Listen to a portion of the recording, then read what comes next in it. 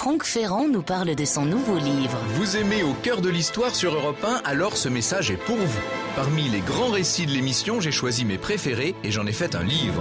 Des pharaons aux cosmonautes, voici 30 aventures inoubliables des personnages hors du commun. Avec en cadeau, un CD de 4 histoires inédites. Au cœur de l'histoire, aux éditions Flammarion.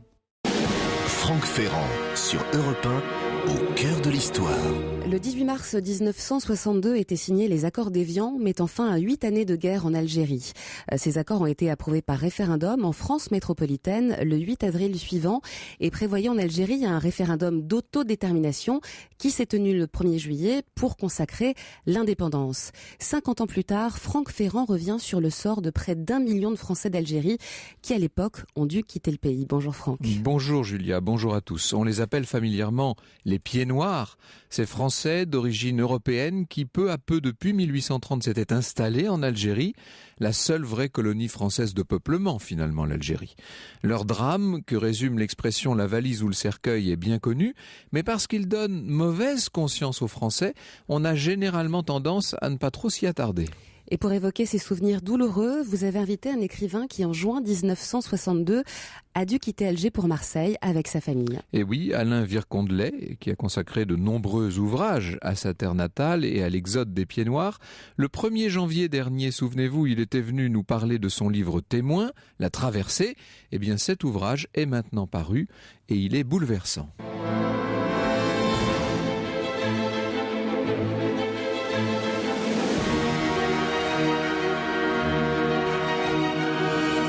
De 13h à 14h sur Europe 1, au cœur de l'histoire. Franck Ferrand.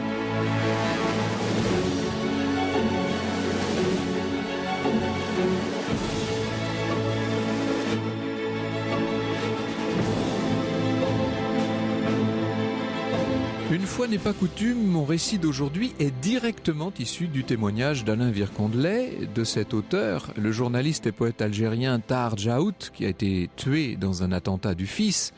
Tahar Djaout écrivait « De tous les écrivains nés en Algérie, Alain Vircondelet est celui qui possède le rapport le plus charnel, le plus passionné et le plus clairvoyant à la fois à sa terre d'origine. » Replaçons-nous dans le contexte. En ce printemps 1962, les accords d'Évian viennent d'être signés. L'indépendance officielle de l'Algérie est une affaire de semaines et pour les Pieds Noirs, l'heure est au départ, aux adieux, aux abandons, au déchirement. Ce qui va se dérouler au cours de cette saison si pénible pour eux, c'est le plus grand exode que la France ait connu depuis celui de 1940. Or, il s'agit cette fois d'un exode autrement définitif. Le jeune Alain Vircondelet, descendant d'une famille de Franche-Comté installée en Algérie depuis plus d'1 siècle, le jeune Alain donc a 15 ans à ce moment-là, il doit embarquer avec sa famille à bord du paquebot Ville d'Alger, surnommé le Normandie de la Méditerranée, un navire bien connu de tous ceux qui ont navigué à l'époque entre Alger et Marseille. Je cite Alain Vircondelet. 20 juin 1962, c'est une journée inconsolable. Pourtant un jour de juin étincelant. Le ciel est bleu, d'azur. Pas un nuage. La ville se découpe précisément, presque trop. On traverse la ville dans notre voiture, une dauphine blanche, au petit matin. Tout est à sa place, les avenues, les immeubles, les squares, le front de mer en bas, la rade, le môle. On descend du boulevard de la République la longue rampe qui mène sur les quais. L'agitation est extrême, mais étrangement, il n'y a pas de bruit. Tout le monde s'affaire, descend de voitures, d'autocars, traîne des valises. Des petits porteurs se risquent à proposer leurs services. Des marins, des employés de la compagnie maritime viennent. Le silence est total, inquiétant. Très près, le Ville d'Alger comme monstre énorme attaché à de grosses cordes. À l'embarcadère, des gens s'accrochent aux barrières pour être sûrs de partir. La lumière d'été est partout, immaculée, presque immatérielle. Je porte 2 valises trop lourdes pour moi. J'ai 15 ans. Je les traîne comme un fardeau, plus lourd que tout ce qu'elles contiennent, une détresse, un chagrin enfoui dans les vêtements, dans les objets, un fardeau, mais aussi une grâce. La mémoire de ce jour est ineffaçable. Il ne peut y avoir de répit à ces intrusions. C'est une histoire d'occupation, comme on parle d'un pays occupé. Rien ne peut en distraire le siège. Elle est là, obsédante comme ce paquebot, à la proue tranchante telle une lame, indifférent à tout, implacable. Tant d'années après, elle ne peut se résoudre à s'effacer, à céder la place aux autres souvenirs. Depuis ce jour, je sais que rien ne sera jamais plus comme avant.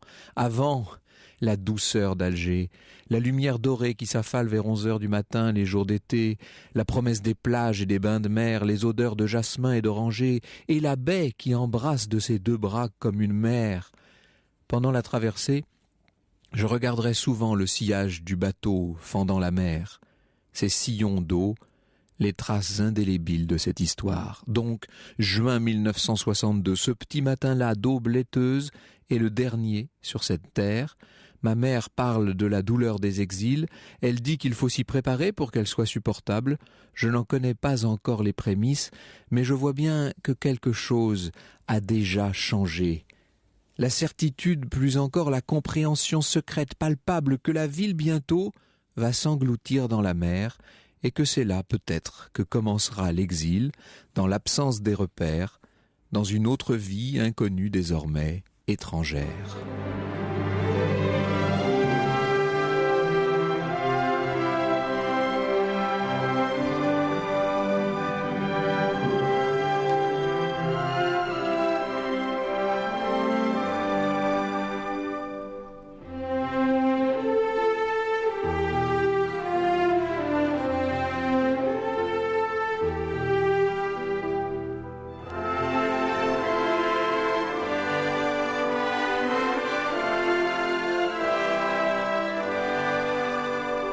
Un extrait sur Europe 1 de Bye Bye Tadjira, extrait du film d'Alexandre Arcadi, Le Grand Carnaval.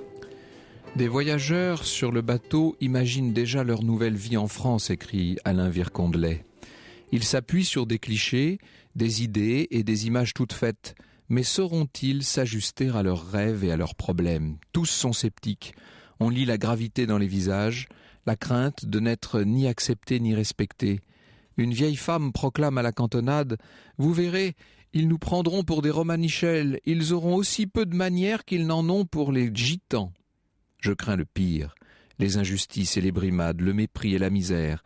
Je buvais l'air vif, le visage encore humide des embruns, j'ai l'impression de me revigorer, de reprendre des forces, d'acquérir de l'énergie en moi, cette confiance et cette foi qui me permettent de tout braver. « Tu as la vaillance des colons, toi, dit ma mère en me regardant fièrement. » L'heure arrive cependant de s'approcher de la France.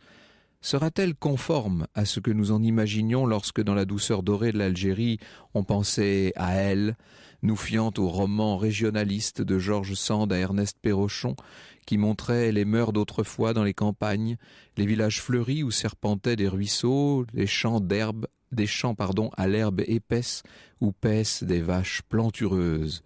Tout un monde mythifié qui nous ferait peut-être tomber de haut quand nous nous heurterions à la réalité de la vie ordinaire.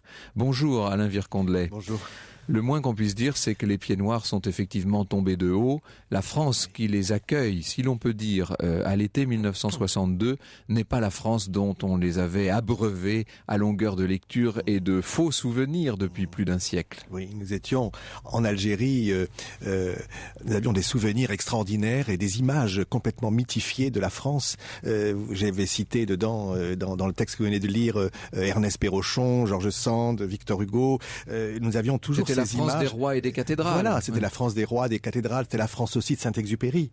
C'était la France des villages, des clochers, la neige, les animaux, tout ce que nous ne vivions pas en Algérie et que nous mythifions. Et puis, lorsque nous sommes arrivés en France, eh bien, la première chose que j'ai vue de la France, la première image que j'ai de la France, et pour moi, elle est restée d'une façon indélébile, marquée dans mon cœur et dans mes souvenirs, c'est l'arrivée au débarcadère. Et là, j'ai vu une banderole de syndicalistes du port de Marseille qui avait inscrit sur cette banderole « Revenez d'où vous êtes partis ». Et là, évidemment, j'ai vu pas les bienvenus, qu'on n'était pas du tout les bienvenus. Alors, j'avais quitté Alger et depuis le bateau, depuis le bastingage, j'ai vu partir cette ville, s'engloutir cette ville dans la mer. Mais juste avant, j'avais vu la dernière image, c'est Notre-Dame d'Afrique. Hein. Et quand je suis arrivé sur les rives françaises, j'ai vu d'abord Notre-Dame de la Garde. D'une Notre-Dame à l'autre. Voilà, mais d'une Notre-Dame à l'autre. Mais au bas de ces basiliques, il n'y avait pas la même chose. Hein. Il y avait à Alger, en bas de Notre-Dame d'Afrique, il y avait le cimetière marin, qui était extraordinaire, où nous allions régulièrement pour fleurir les tombes de nos parents, de nos grands-parents. Et puis, après le cimetière marin, il y avait évidemment le rivage et la mer. Et là, en voyant Notre-Dame de la Garde, je pensais que ça allait être peut-être le même schéma, quoi, la même grâce que la mer pouvait apporter. Et puis j'ai vu cette banderole. Et là, j'ai compris qu'effectivement, j'étais passé du royaume à l'exil. Et puis ce que vous allez voir très vite, et ce que tous ces rapatriés d'Algérie vont bientôt mesurer, c'est à quel point les autorités françaises elles-mêmes, ceux qui dépendent même du gouvernement, de la préfecture, ne souhaitent pas accueillir tous ces rapatriés. En gros, on vous dit rentrez là-bas. Oui, elles ne s'en vantent pas du tout, et elles ne se sont jamais vantées d'ailleurs de ce qu'elles ont pu dire, ces autorités-là, après l'indépendance. Mais effectivement, nous avons été reçus de façon calamiteuse, et que ce soit de la part d'abord de la gauche française, qui avait été très dure à l'égard des pieds noirs. Les communistes ont été odieux. Ils ont écrit des choses qui étaient intolérables.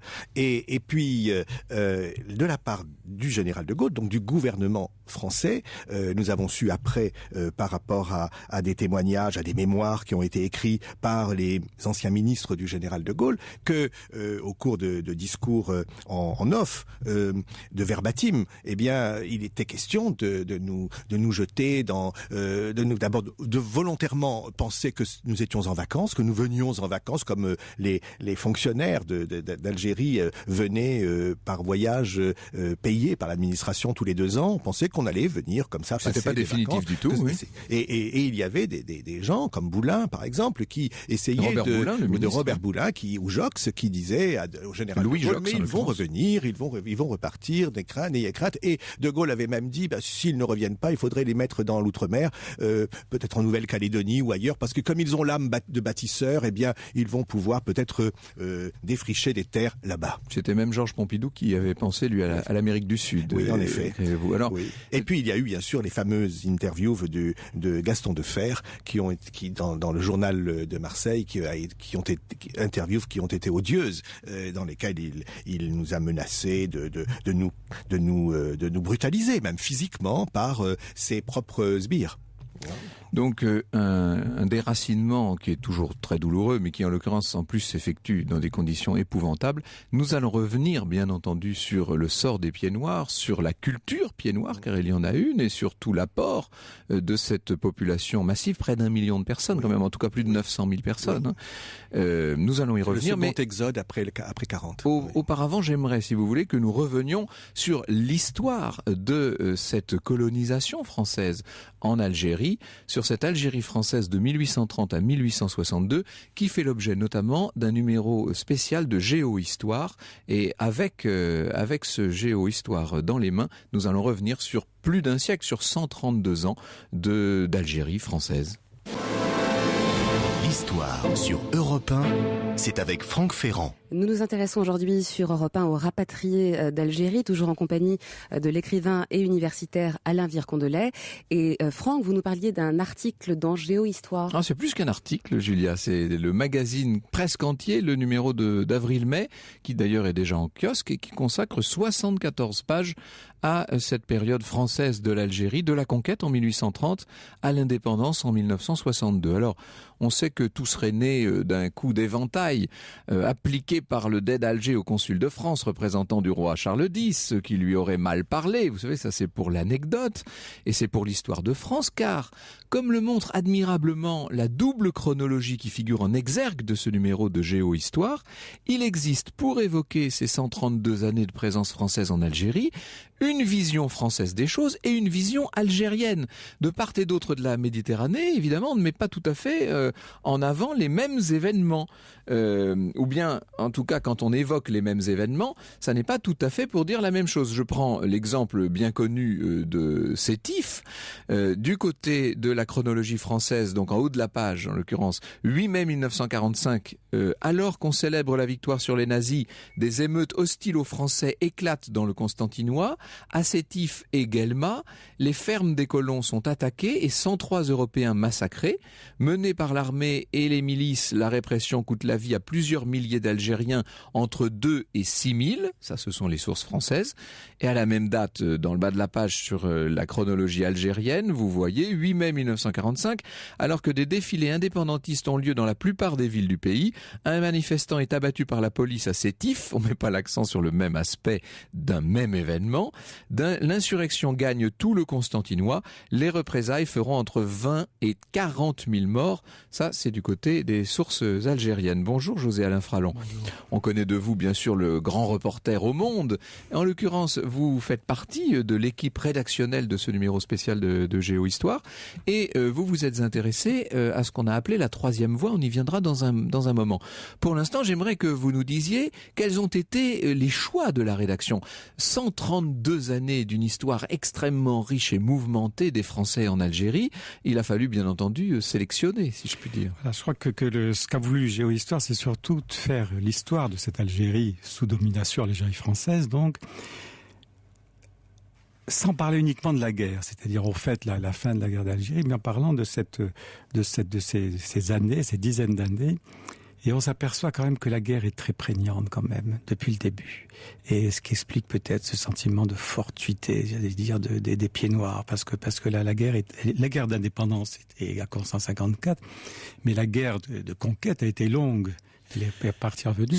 Donc on a essayé de montrer un peu l'histoire humaine de cette Algérie des deux côtés. Cette guerre de conquête qui commence par la prise d'Alger en 1830, qui va valoir à Charles X une imprudence et qui va lui coûter son trône d'ailleurs, parce que dans la foulée de cette victoire, Charles X se croit autorisé à passer les fameuses ordonnances qui seront jugées liberticides et qui vont donner naissance aux journées aux Trois Glorieuses qui mettent Louis-Philippe sur le trône. Or, ce qui est étrange, Alain Vircondelet, c'est que Louis-Philippe continue en Algérie l'œuvre de Charles X. Non seulement il la continue, mais il la prolonge et l'assoit. Oui. Et puis il y a effectivement aussi une conquête qui devient de plus en plus violente et de plus en plus dure. Nous avons des témoignages de véritables récits qui sont odieux, et j'ai toujours pensé que c'était peut-être là qu'était le péché originel de ce royaume, de ce royaume sacré que nous. C'est le royaume, c'est le voilà. Terme que vous employez vous pour parler de l'Algérie. Oui, un peu aussi comme Camus qui a écrit L'exil et le royaume, bien sûr. Et effectivement, il y a eu des massacres qui ont été perpétrés dès le début, des massacres que nous rapportent les généraux, et on voit bien qu'il s'agit de choses atroces qui ont été commises et dont certainement les Algériens ont dû garder mémoire ancestrale, mémoire cellulaire. Mais non seulement les Algériens, mais les Français de métropole aussi, puisque dans ce très mauvais accueil que nous avons simplement évoqué en début d'émission, ce très mauvais accueil réservé aux rapatriés d'Algérie, il y avait chez les Français de France, il y avait le souvenir et on pourrait peut-être dire une sorte d'amalgame de tous les reproches qu'on a pu faire aux colons français, peut-être sur des générations. Il y a eu ça et surtout, vous avez prononcé le mot de colon, en 1962, beaucoup de Français cultivés, professeurs, croyaient que la majorité des pieds noirs étaient des colons. Et on ne le redira pas jamais assez, parce que les images ont là la peau dure, que le niveau de vie, en gros, des pieds noirs par rapport aux Français de France, comme on disait, était inférieur, j'ai pas les chiffres exacts, à peu près de 15 à 20%, quoi. Absolument. Donc c'était des pauvres gens. Et quand Vircondelet, dans ses livres, et Camus aussi, parle des joies simples des pieds noirs, pourquoi des joies simples? Parce que nous étions des gens simples.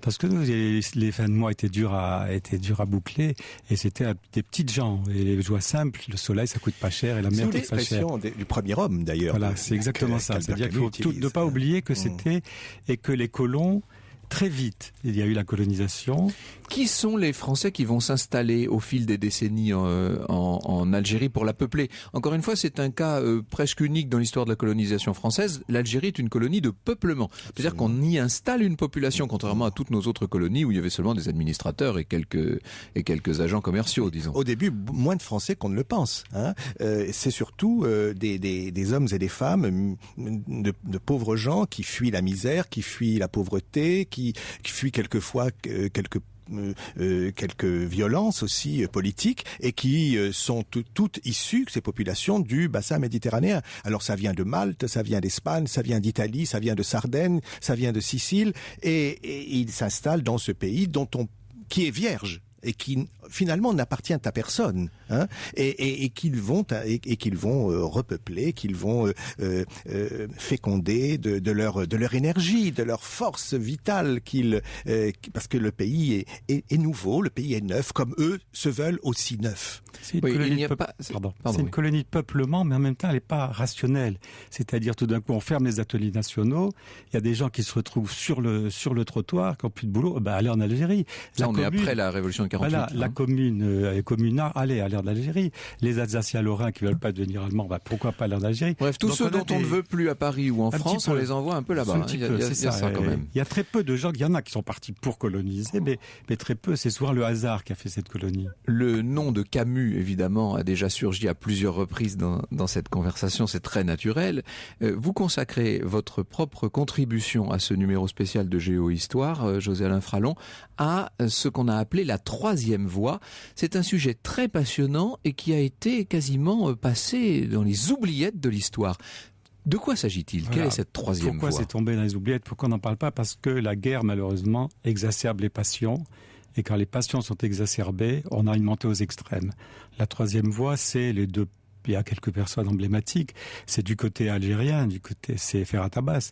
C'était des gens qui ont cherché avant tout à privilégier le dialogue sur la solution violente, depuis le début. Camus, Ferhat Abbas qui s'embrasse en 57 et qui essaye de faire quelque chose en disant « essayons tout sauf la guerre ». Et petit à petit, tant du côté des Européens, mais il faut le dire aussi, du côté des indépendantistes, la pression était telle qu'il était presque de plus en plus difficile d'être libéral du côté algérien, du côté des indépendantistes comme du côté des Européens. Et c'est ça, et c'est là où l'exacerbation et la folie OAS-FLN des années 62 qui aboutit à deux choses terribles, c'est-à-dire l'exode d'1 million de personnes, mais aussi, il ne faut pas l'oublier, qui aboutit à l'instauration d'une dictature en Algérie. Dans l'Algérie, c'est toujours pas remise. Donc voilà, c'est pour ça, c'est cette montée aux extrêmes et cette troisième force. Il n'y a pas n'importe qui du côté des Européens. Vous parlez de Camus, vous parlez de Ferhat Abbas, il faut parler de Jacques Chevalier, que vous appelez l'homme qui voulait empêcher la guerre d'Algérie et auquel vous consacrez une biographie qui va paraître chez Fayard le mois prochain. Voilà, donc Chevalier est une des figures tutélaires de ce mouvement libéral. Chevalier est une personne qui commence plutôt Algérie française, plutôt à droite, et qui finalement comprend qu'il faut dialoguer, il faut négocier à tout point de vue. C'est-à-dire, si on avait écouté Chevalier, si on avait écouté Camus, si on avait écouté Ferhat Abbas, sûrement, il n'y aurait pas eu tant de morts, il n'y aurait pas eu 600 000 soldats qui seraient venus, et on aurait peut-être trouvé une solution que Chevalier préconisait. Camus n'a jamais été pour l'indépendance, il faut le dire, ça vers la fin de sa vie. Mais enfin, Chevalier prévoyait une sorte de fédération entre la France et l'Algérie pour petit à petit amener l'Algérie à son indépendance. Il y a un poster dans ce numéro spécial avec deux cartes, l'une qui est la carte d'Alger, et puis au dos, l'Algérie à la veille du conflit. C'est très instructif et parce que c'est une géographie que finalement les Français maîtrisent de plus en plus mal, forcément. Au sud, bien sûr, tout le Sahara, ce qu'on appelle les territoires du sud, et puis ces trois grands départements du nord dans la partie fertile du pays, au bord de la mer. Tout à fait à droite, le département de Constantine, avec les ports de Beaune, Philippeville, et puis au milieu, le département, au centre, le département d'Alger, bien entendu. Et sur la partie ouest, je dis à gauche, mais c'est vrai que c'est mieux de dire sur la partie ouest, le département d'Oran. Je vous propose du reste de nous rendre à Oran et de revenir en 1962 dans un instant. Jusqu'à 14h sur Europe 1. Plongez au cœur de l'histoire avec Franck Ferrand. Il y a 50 ans, il quittait l'Algérie. Nous nous intéressons aujourd'hui sur Europe 1 aux rapatriés d'Algérie. On les appelait aussi plus communément les pieds noirs. Franck. Alors nous allons effectivement, en compagnie de José Alain Fralon et bien sûr d'Alain Vircondelet, revenir sur les pieds noirs. Un point de précision, si vous le permettez. Nous parlions tout à l'heure des horreurs de Sétif. Eh bien, souvenir pour souvenir, il y a eu aussi des massacres du côté indépendantiste. Notre confrère Guillaume Zeller de Direct 8, qui est le petit-fils d'un des 4 généraux du putsch de 61, vient de publier chez Talandier un livre choc sur un événement qui s'est déroulé précisément au cours de la période dont on va célébrer très bientôt le cinquantenaire, le jour même de l'indépendance de l'Algérie, le 5 juillet 1962. Vous veniez juste de débarquer à Marseille, Alain Vircondelet. Oui.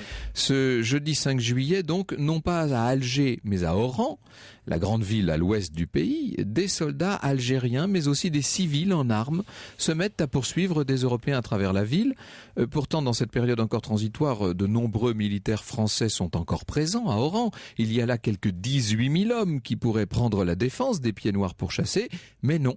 Ils vont rester cantonnés dans leur caserne, ordre de leur chef, le général Katz, qui refuse de se mêler de ce qui se passe. Les regroupements de pieds noirs par la force, les enlèvements, les exécutions sommaires vont se multiplier pendant toute cette journée et le soir du 5 juillet, on va relever quelques 700 morts parmi les Européens. Et pour ce qui est des Arabes victimes de cette sorte d'épuration sauvage, car on n'a pas tué ce jour-là que des Européens, eh bien on ne connaîtra jamais véritablement leur nombre. Ce massacre est demeuré inconnu pendant 50 ans, écrit Guillaume Zeller. Les victimes tentent depuis, souvent en vain, de se faire entendre. Des historiens s'emploient à en reconstituer le déroulement. Des responsables politiques saisis du dossier cherchent parfois à donner des réponses techniques, législatives ou économiques. Mais ce drame reste ignoré du grand public. Plusieurs raisons expliquent la méconnaissance de l'une des principales tueries d'un conflit que les accords d'Évian clôturent sur le papier, mais qui connaît de sanglants soubresauts jusqu'à l'indépendance et même après. Selon Guillaume Zeller, ce silence serait dû à 3 causes principales. D'abord, le mode opératoire des assassins, forcément, ça s'est fait dans un tel désordre que tout ça a bien sûr brouillé les pistes et n'a pas rendu facile les bilans historiques. Ensuite, la gêne de part et d'autre, aussi bien du côté du FLN qui désavoue bien sûr ce massacre que du côté du gouvernement français qui ne veut pas en entendre parler. Enfin, ce que l'auteur appelle le dogme du 19 mars, c'est-à-dire le mythe selon lequel les accords d'Évian auraient aussitôt rétabli la paix en Algérie. En vérité, ces accords d'Évian ont instauré un cessez-le-feu, mais on était encore loin d'une situation de paix véritable. Dans cette musique, José Alain Fralon, la question du nombre réel des victimes de ces massacres d'Oran du 5 juillet 1962. Oui, c'est vrai que c'est un épisode assez peu connu, malheureux, un épisode très très noir. Il faut comprendre que à Alger, les accords entre les FLN et l'OS que Chevalier avait initiés ont donné les résultats qu'il n'y a pas eu de, ça s'est terminé, enfin, pas dire bien, mais enfin il n'y a pas eu cet embrasement. Alger aurait pu brûler vraiment des deux côtés. C'était vraiment se préparer à un affrontement terrible. À Oran, ça n'a pas été le cas. L'OS d'Oran ne suivait plus les consignes d'Alger et le FLN non plus n'arrivait plus à contenir sa population. Donc il y a eu des massacres qui ont été très forts. C'était vraiment crépusculaire. Quand on dit, vous aviez raison, quand vous dites que c'est en mars, on croyait que la guerre s'était arrêtée. Non, la guerre était terrible. De mars à juillet, les événements étaient terribles. C'était très très dur de tous les côtés. C'était vraiment. Il y a eu plus de morts. Il y a eu plus de morts français entre mars et juin. Européens, qu'il n'y en a eu pendant toute la guerre, semble-t-il, parce que ça a été une terre brûlée que la politique qu'a conduite l'OAS. Vous êtes parti, on va venir à l'OAS, c'est fondamental évidemment, vous êtes parti en juin. Oui, juin 62. Certains sont restés, et sont restés même, alors très peu nombreux, mais certains sont restés à jamais, si je puis dire. Oui, alors il y a un auteur récent là qui prétend que les Français, en fin de compte, ont paniqué et qu'ils n'auraient jamais dû partir car les accords d'Évian nous protégeaient. On a bien vu que les accords d'Évian ne nous protégeaient en aucune manière. Et effectivement, il y a eu à peu près 200 000 pieds noirs qui sont restés. Alors, qui sont-ils, ces 200 000 pieds noirs, dont on sait d'ailleurs qu'ils se sont, au fur et à mesure, enfuis d'Algérie, ils sont partis. Il y en a d'autres qui sont restés parce qu'ils n'avaient pas de famille, finalement. C'était des gens très, très âgés qui voulaient rester. Il y avait évidemment aussi des gens qui se disaient désormais algériens et plus français, qui sont restés, si j'ose dire, en haine de la France. Des Français qui étaient en haine de la France et qui ont décidé d'adopter la nationalité algérienne. Ces 200 000 pieds noirs qui sont restés sont composés de ces gens-là. Mais au fur et à mesure, ils sont partis. Et il n'en reste plus aujourd'hui que quelques milliers, hein, et même un peu moins, semble-t-il. Alors, la haine de la France, ça, je trouve que c'est un peu gros. Par exemple, Jacques Chevalier lui a pris la nationalité algérienne. Je ne crois pas, vu toute son histoire, que Chevalier et que sa famille... Duval aussi. Et voilà, je ne crois pas qu'ils avaient une haine de la France. Je crois qu'ils ont essayé ça a été dur de comprendre que leur pays l'Algérie était aussi resté leur pays. Moi, j'ai vraiment, dans ma famille et autour de moi, et quand on lit la presse, quand on enquête sur ce sujet, il y a des sons de cloche très différents. Moi, j'ai des gens de ma famille qui sont restés, qui ont été très contents de rester, qui ont trouvé qu'ils étaient, c'était plus comme avant, mais ils ont vécu, très bien accueillis, notamment à Alger. D'autres moins. Voilà. Je crois que c'est très, très compliqué. Il ne faut pas confondre avec ce qu'on appelle les pieds rouges, c'est-à-dire les gens de gauche ou d'extrême gauche qui sont venus aider la révolution algérienne au début en 1962. Ça, c'est complètement différent. Et il y en avait aussi avant. Qui ne sont pas du tout de la population de c'est autre chose. C'était pour ça qu'on les appelait les pieds rouges, entre guillemets, quoi. Vous parliez du père Duval, que vous avez rencontré plus tard, vous, Alain Vircondlet. Je l'ai rencontré d'ailleurs quand j'étais communiant, hein, puisque c'est lui qui m'a confirmé à Notre-Dame d'Afrique. Et évidemment, dans notre entourage, l'archevêque d'Alger n'était pas très aimé. Il était celui qui avait pris parti pour les Algériens et nous estimions que ce n'était pas son rôle. Donc les Pieds Noirs l'avaient appelé et surnommé du sobriquet de Mohamed Duval, et qu'il avait d'ailleurs accepté de façon, je dirais, assez farouche même, parce que c'était un homme qui avait une grande personnalité, qui était très, qui avait un profil d'aigle, hein, qui avait un visage très aigu comme ça, et aussi une pensée qui était très acérée, et qui pensait qu'effectivement le message chrétien était torturer un Algérien, c'était torturer Jésus. C'était un petit peu ce qu'il pensait.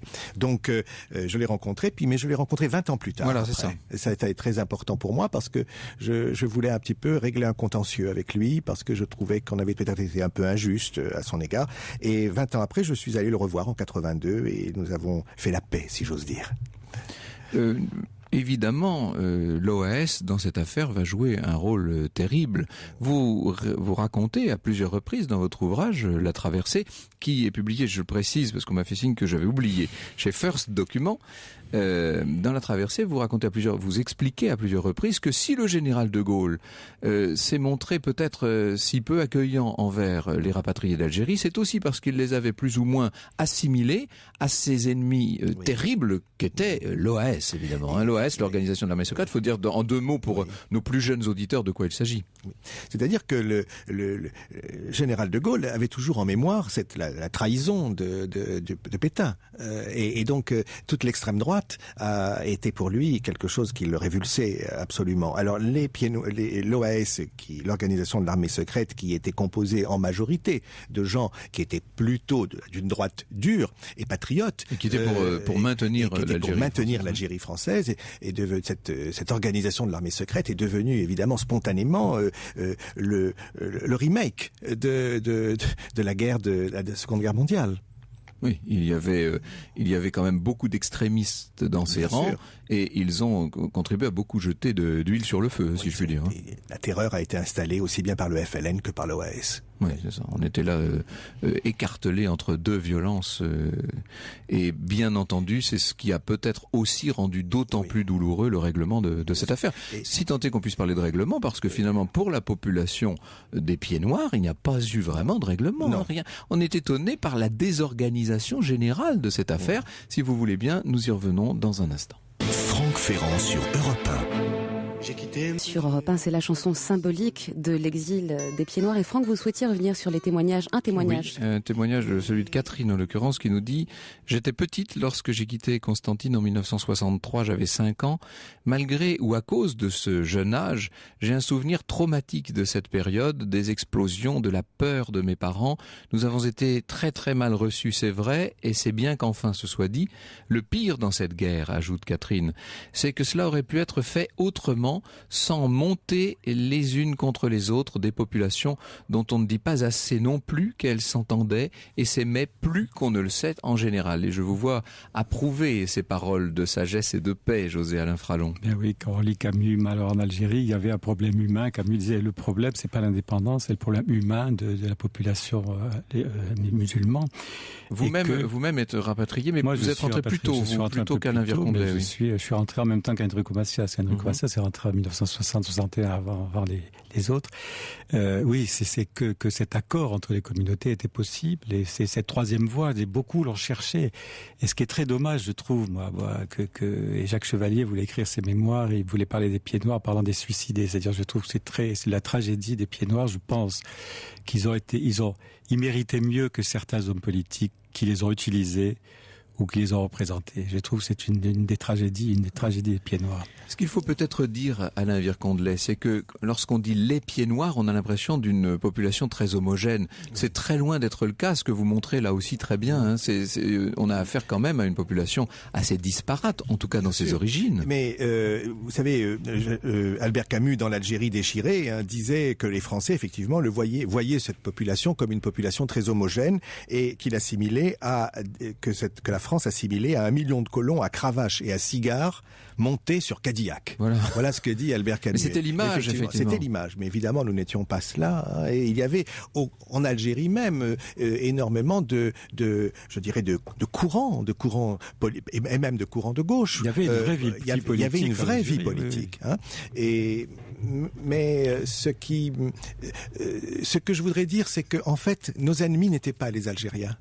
Les ennemis ont été évidemment ceux qui nous ont montés, comme dit votre auditrice, les uns contre les autres, c'est-à-dire aussi bien l'OAS que le FLN dur, la frange dure, dont il ne faut pas oublier que ces hommes révolutionnaires étaient très très jeunes, un peu comme les grands révolutionnaires de la Révolution française. Les guerres et les révolutions sont toujours faites par des adolescents. Donc des gens qui étaient très très violents et très durs et en même temps très extrémistes.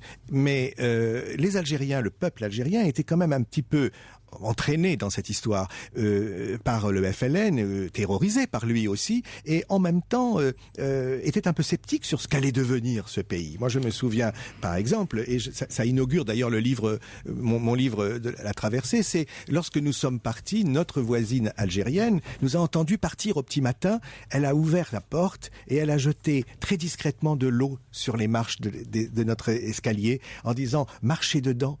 Marchez dans l'eau parce que ça veut dire chez nous que vous allez revenir.